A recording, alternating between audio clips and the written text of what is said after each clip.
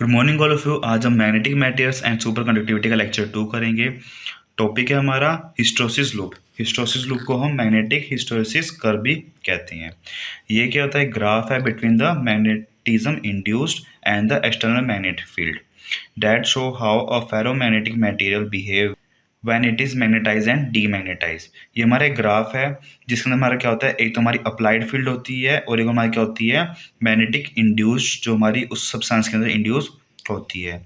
ये हमारा बताता है कि हमारा जो मटेरियल है वो कैसे बिहेव करते हैं मैग्नेटाइज एंड डीमैग्नेटाइज के दौरान। सबसे पहले हमारी बी और एच की दोनों की वैल्यू क्या होती है, जीरो होती है। जैसे हमारे एक्सटर्नल मैग्नेटिक फील्ड इंक्रीज होती है उसके साथ जो हमारा मैग्नेटिज्म होता है उस मटेरियल के अंदर वो हमारा इंक्रीज होने लग जाता है। फिर वो पीक तक पहुंच जाता है, पॉजिटिव सैचुरेशन तक, उससे आगे वो इंक्रीज नहीं हो सकता। फिर उसके बाद जब हम एक्सटर्नल फील्ड को रिमूव करते हैं तो उस टाइम पे हमारी जो उसके अंदर कुछ मैग्नेटिक फील्ड रह जाती है जिसको हम क्या कहते हैं, रिटेंटिविटी कहते हैं। जब हम एक्सटर्नल फील्ड को अपोजिट डायरेक्शन मतलब कि नेगेटिव के अंदर फ्लो करते हैं तो उस पर हमारा एक पॉइंट आता है जिस पे हमारे जो इंड्यूस्ड मैग्नेटिज्म होता है वो हमारा जीरो हो जाता है, उसको हम कोरिसिटिविटी कहते हैं। उसके बाद जो हमारा वो होता है एक लोअर पॉइंट तक जाते हैं जिसको हम नेगेटिव सेचुरेशन कहते हैं। फर्दर उसके बाद हम क्या करते हैं, एक्सटर्नल मैग्नेटिक फील्ड को इंक्रीज करते हैं और इंक्रीज करते करते हमारा एक लूप फॉर्म हो जाता है। जो हमारे अंदर का एरिया तो ये हमारा एनर्जी लॉस को डिपिक्ट करता है। जितना ज़्यादा हमारा एरिया होगा उतना ज़्यादा हमारा लॉस होगा और जितना कम हमारा एरिया होगा उतना ही कम हमारा क्या होगा, लॉस होगा। First B increases with the H non linear. सबसे पहले हमारा जो बी है वो हमारा इंक्रीज करें non linear with the H. Reach the saturation level B highest point, फिर सेचुरेशन लेवल तक वो पहुंच गया है। When H reduce to zero but B doesn't return. जब हमने एच को जीरो कर दिया तो उस टाइम पे हमारा बी जीरो नहीं हुआ। सम मैग्नेटिविटी रिमेन्स कॉल्ड रिटेंटिविटी। उस टाइम पे उस मटेरियल के अंदर कुछ ना कुछ मैग्नेटिज्म रह गया जिसको हम रिटेंटिविटी कहते हैं। When H is applied opposite direction, B tends to zero corrosively। जब हम H को नेगेटिव डायरेक्शन के अंदर लगाते हैं तो उस टाइम पे हमारे पॉइंट आता है जहाँ पे हमारे जो उसके अंदर इंड्यूस मैग्नेटिक फील्ड होती है B, वो हमारी जीरो हो जाती है। हम उस H की वैल्यू को कोरोसिविटी कहते हैं। फर्दर जब हम डिक्रीज कर जाते हैं उस टाइम पे हमारे नेगेटिव सेचुरेशन आ जाता है। उसके बाद जब हम उसको इंक्रीज करते रहते हैं टिल द पॉजिटिव सेचुरेशन तो हमारा एक लूप फॉर्म हो जाता है। रिटेंटिविटी को हम रेजिडुअल मैग्नेटिज्म या फिर हम रिमेनेंट मैग्नेटिज्म भी कहते हैं। इसको हम बी आर से डिनोट करते हैं।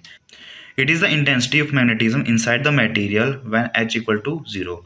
ये हमारी क्या होती है, उस मटेरियल के अंदर की मैग्नेटिज्म की पावर होती है जब हमारी जो अप्लाइड मैग्नेटिक फील्ड की पावर क्या हो, जीरो हो। कोर्सिटिविटी को हम एच से डिनोट करते हैं। ये हमारी क्या होती है, amount of negative H applied होती है जिस पॉइंट हमारे जो इंड्यूस मैग्नेटिज्म होता है सब्सटेंस की तरफ हमारा क्या हो, जीरो हो। हिस्टोसिस लॉस क्या होता है, area of hysteresis loss is equal to the energy loss per cycle per unit volume. हमारा जो एरिया होता है हिस्टोसिस लूप कर्व का वो हमारा किसके बराबर होता है, एनर्जी लॉस के बराबर होता है जो हमारा एक साइकिल पे एक क्यूबिक वॉल्यूम के अंदर हमारा होता है। डिफरेंट मटेरियल के लिए हमारा डिफरेंट हिस्टोसिस लॉस होता है। नेक्स्ट हमारा जो फेरोमैग्नेटिक होते हैं वो टू टाइप के होते हैं, soft ferromagnetic and hard ferromagnetic. अभी हम इन दोनों का डिफरेंस करेंगे। First, easy magnetize and demagnetize. जो हमारा सॉफ्ट फेरोमैग्नेटिक होता है हमारा इजीली मैग्नेटाइज भी हो जाता है और डीमैग्नेटाइज भी हो जाता है। जो हमारा हार्ड फेरोमैग्नेटिक होता है वो हमारा मुश्किल से मैग्नेटाइज और डीमैग्नेटाइज होता है। कोर्सिटिविटी क्या होती है, सॉफ्ट की लो होती है और जो हमारी हार्ड की क्या होती है, हाई होती है।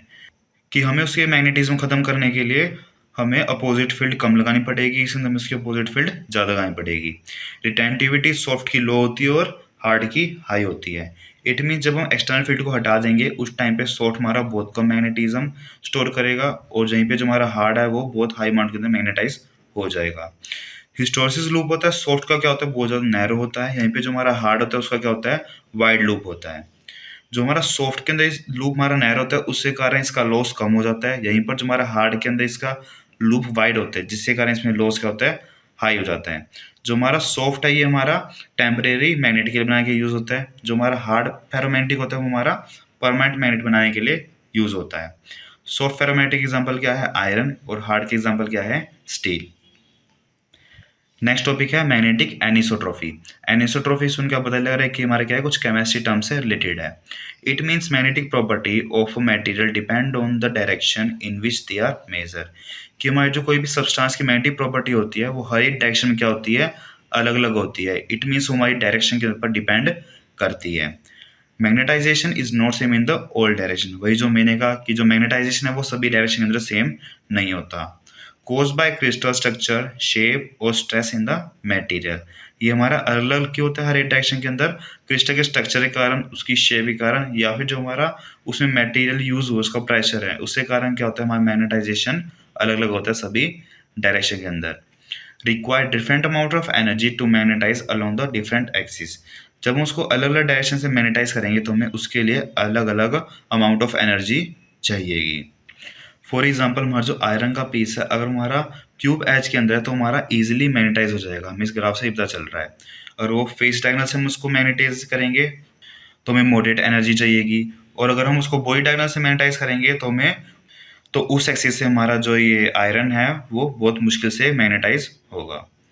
Thanks for watching. If you have any doubt you can comment down in the comment box. Thank you.